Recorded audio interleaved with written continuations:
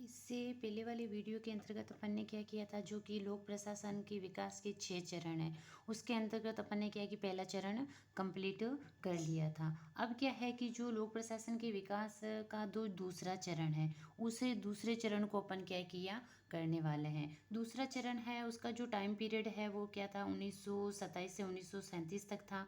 और दूसरे चरण का जो नामकरण है वो क्या रखा गया था, सिद्धांतों का स्वर्णकाल। इसका नामकरण है, पहले उसमें तो था राजनीति और लोक प्रशासन का विभाजन था, प्रशासन का विभाजन, और इसमें क्या है कि सिद्धांतों का स्वर्णकाल है, दूसरे चरण का नामकरण रखा गया था। इस चरण में क्या है कि प्रशासन में कार्यकुशलता व मितव्यता लाने के लिए क्या है कि सिद्धांतों के निर्माण पर जोर दिया गया था। क्या कि दूसरा चरण है, उसमें क्या है कि जो कार्यकुशलता है और मितव्यता है उसको लाने के लिए कि सिद्धांत है उस पर क्या कि ज़्यादा से ज़्यादा जोर दिया गया। फिर है कि विभिन्न विद्वान हैं, उन्होंने क्या कि लोक प्रशासन को विज्ञान के रूप में स्थापित करने के लिए अलग अलग सिद्धांतों का निर्माण किया था। कि अलग अलग विद्वान आए थे और उन्होंने क्या है कि जो लोक प्रशासन है उसको क्या है कि लोक प्रशासन है उसको विज्ञान के रूप में स्थापित करना चाहते थे, और उन्होंने क्या कि अपने अपने अलग सिद्धांत दिए थे। फिर 1927 है, उसमें क्या है कि विलोबी था, 1927 के अंतर्गत आया था। उसने क्या कि प्रिंसिपल ऑफ पब्लिक एडमिनिस्ट्रेशन, लोक प्रशासन के सिद्धांत नामक पुस्तक लिखी थी। किसने लिखी थी, विलोबी ने लिखी थी। ये दूसरे चरण की सबसे महत्वपूर्ण पुस्तक है। और इसमें क्या है कि इससे पहले क्या है कि 1812 है, उसके अंतर्गत लोक प्रशासन के सिद्धांत नामक पुस्तक का प्रतिपादन जीन बोनिस नामक विद्वान ने भी किया था। किसका, प्रिंसिपल ऑफ पब्लिक एडमिनिस्ट्रेशन 1812 है, उसके अंतर्गत तो लिखी थी जीन बोनिस ने। 1927 है, उसमें लिखी थी विलोबी ने लिखी थी। फिर है कि और फिर नामक पुस्तक लिखते हुए विलोबी है, उसने क्या है कि प्रिंसिपल ऑफ पब्लिक एडमिनिस्ट्रेशन नामक पुस्तक लिखते हुए उन्होंने क्या है कि आह्वान किया कि लोक प्रशासन के सिद्धांत जन्म ले चुके हैं, अतः लोक प्रशासन क्या है कि सरकार की चौथी शाखा है। अर्थात तो लोक प्रशासन है उसको क्या है कि विज्ञान प्रशासन सरकार की चौथी शाखा किसने कहा था, विलोबी ने कहा था। तथा लोक प्रशासन के सिद्धांत वर्तमान के लिए क्या जो विद्वानों का आह्वान किया, और इसलिए विलोबी को क्या है कि लोक प्रशासन के सिद्धांत है उनका आगाज करने वाला विद्वान कहा जाता है। क्या है कि लोक प्रशासन के जो सिद्धांत है उनका आगाज करने वाला विद्वान अपन किसको कह सकते हैं, वो कह सकते हैं विलोबी को कह सकते हैं। इसमें यह है कि एक इसकी पुस्तक का जो पुस्तक है उसका नाम याद रखना है आप लोग, आपको क्या कि प्रिंसिपल ऑफ पब्लिक एडमिनिस्ट्रेशन इसकी पुस्तक थी, उसका नाम याद रखना है।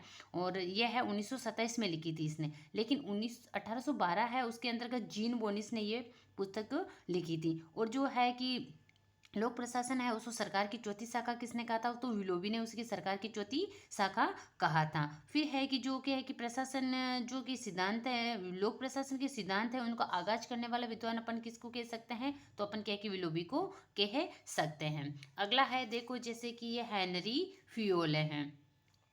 अगला देखो अपन, अगला है अपना जे हेनरी फ्यूल। इस हेनरी फ्यूल है उसको अपन क्या कह सकते हैं कि जो प्रबंधक है उसका जनक कहा जा सकता है। किसको, हेनरी फ्यूल को। इसने पुस्तक कौन सी लिखी थी, देखो जनरल एंड इंडस्ट्रियल मैनेजमेंट, सामान्य और औद्योगिक प्रबंध नामक पुस्तक लिखी थी इसने। लिखते हुए प्रशासन को क्या कि एक सार्वभौमिक प्रक्रिया बताता है। हेनरी फ्यूल है उसने क्या कि जो प्रशासन है उसको क्या कि सार्वभौमिक प्रक्रिया बताया।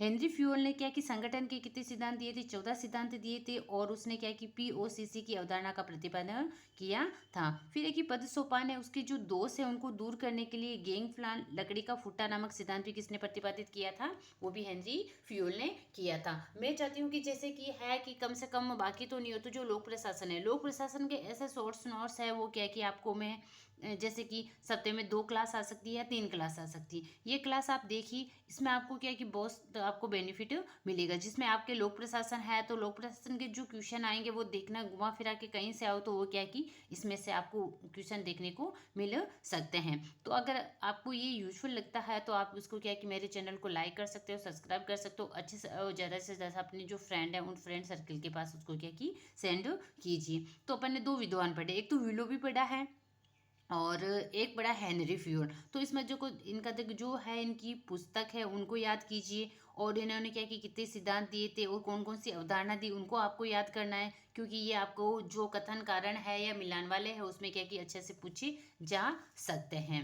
फिर है देखो मुने एंड रेले था, उसने क्या कि 1929 में ओनवर्ड इंडस्ट्री नामक पुस्तक लिखी थी। किसने लिखी थी, मुने एंड रेले है, उसने 1929 में ओनवर्ड इंडस्ट्री नामक पुस्तक लिखी। और 1930 में प्रिंसिपल ऑफ ऑर्गेनाइजेशन के नाम से प्रकाशित हुई। कौन सी पुस्तक? जो ऑनवर्ड इंडस्ट्री नामक पुस्तक थी, वो क्या है कि 1929 में लिखी थी। किसने लिखी थी? मोने रैले ने लिखी थी। लेकिन 1930 के अंतर्गत ये प्रिंसिपल ऑफ ऑर्गेनाइजेशन है, उसके नाम से क्या है कि प्रकाशित हुई थी।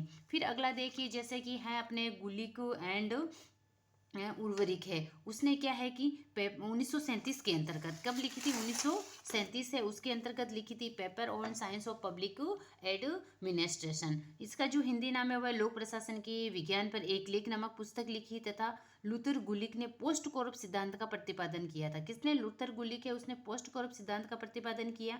और गुलिक ने क्या कि संगठन के 10 सिद्धांत दिए। और संगठन है उसके 4 तत्वों वाला पी नामक सिद्धांत है, उसका क्या है कि इसने प्रतिपादन किया था। तो जैसे कि पी है, एक पी का है पर्पज, उद्देश्य और प्रोसेस, प्रक्रिया, प्रसन्न, मानव, और पी पैलेस नामक स्थान। यह है कि तो लूथर गुलिक था, उसने 10 सिद्धांत दिए थे, 4 पी नामक सिद्धांत का प्रतिपादन किया था। और उसने जो पुस्तक लिखी थी वो लोक प्रशासन के विज्ञान पर एक लेख नामक पुस्तक लिखी थी। और जो महत्वपूर्ण है वो है, उसने क्या कि पोस्ट कॉरप सिद्धांत का प्रतिपादन किया था। अगला जैसे देखिए आप, इसके अंतर्गत है अपने, एक मिनट, ये हो गया। जैसे एल उर्वरिक है, उसने क्या है कि एलिमेंट ऑफ एडमिनिस्ट्रेशन, प्रशासन के तत्व नामक पुस्तक लिखी थी। और उसने क्या है कि संगठन के कितने सिद्धांत दिए थे? संगठन के 8 सिद्धांत दिए थे। फिर है कि मेरी पार्कर फोलैंड थी, उसको क्या कहते हैं अपन, जो प्रबंधन है उसकी भविष्यवक्ता कहा जा सकता है। इससे पहले अपन ने पढ़ा था हेनरी फ्यूल है, उसको क्या है कि प्रबंधक का जनक कहा जा सकता है। और मेरी पार्कर फोलैंड है, उसको क्या है कि प्रबंधक की भविष्यवक्ता कहा जा सकता है। इसने क्या है कि सृजनात्मक अनुभव यानी क्रिएटिव एक्सपीरियंस नामक पुस्तक लिखी तथा संरचनात्मक संघर्ष की अवधारणा का प्रतिपादन किया। फुलेट ने क्या कि सर्वप्रथम मनोवैज्ञानिक सिद्धांतों के को क्या कि प्रशासन के क्षेत्र में लागू किया था। जो मनोवैज्ञानिक सिद्धांत है उसको सर्वप्रथम लोक प्रशासन के क्षेत्र में है, तो किसने लागू किया था? मेरी पार्कर फोलेट ने किया था। इसी समय क्या है कि FW टेलर के द्वारा वैज्ञानिक प्रबंध सिद्धांत है उसका क्या कि प्रतिपादन किया गया था। और इस चरण में लोक प्रशासन व निजी प्रशासन है उसमें भेद नहीं किया गया था। जो दूसरा चरण था उसमें क्या है कि लोक प्रशासन है और जो निजी प्रशासन है उसमें क्या है कि किसी प्रकार का कोई भेदभाव नहीं किया गया था। इस चरण में क्या है कि संगठन की औपचारिक संरचना है। औपचारिक संरचना किसे कहते हैं? जिसमें निश्चित सिद्धांतों को सारे के सारे होते हैं, वो और निश्चित समय होता है, निश्चित स्थान होता है, तो वो औपचारिक संरचना होती है, उसको मजबूत करने पर जोर दिया गया था। तो इस प्रकार अपन कह सकते हैं कि औपचारिक संरचना मतलब इसमें कि निश्चित सिद्धांत बता दिए गए थे, निश्चित समय हो गया था, सारे के सारे होता है, उस पर क्या है कि जोर दिया गया। और लोक प्रशासन को क्या है कि मूल्य मुक्त अध्ययन पर जोर दिया गया। तो इस प्रकार है ये आपका जो दूसरा चरण है। दूसरे चरण के अंतर्गत आपको क्या है कि दूसरा चरण है उसका टाइम पीरियड कौन सा है, और उस सिद्धांत को आपने उस सिद्धांत को नाम क्या दिया गया, वो नाम। और इसके अंतर्गत कौन कौन से विद्वान हुए हैं जो, और इन विद्वानों ने कौन कितने सिद्धांत दिए हैं, इनकी कौन सी पुस्तक है, उन सारों को क्या है कि आपको इसमें याद करना है। जिससे क्या है कि क्वेश्चन है जो लोक प्रशासन के विकास का जो चरण है वो एक है, उसमें से ज़्यादातर आपको क्वेश्चन देखने को मिलता है। जैसे कि चरण मैंने करा दिया, फिर पहले करवा दिया, ये करा रही हूँ। और उसके बाद में क्या है कि इसका विकास भी अपन देखेंगे कि भारत के अंदर किस प्रकार हुआ, राजस्थान में इसका विकास किस प्रकार हुआ है। तो यह है कि अपना क्या है कि दूसरा चरण हो गया है। इसके बाद अपन क्या है कि अगली क्लास के अंतर्गत इसके जो तीसरा चरण है, तीसरा चरण, चौथा चरण, पांचवा चरण, 6 चरण है, उस 6 चरण को क्या है कि एक क्लास के अंतर्गत अपन करने की कोशिश करेंगे।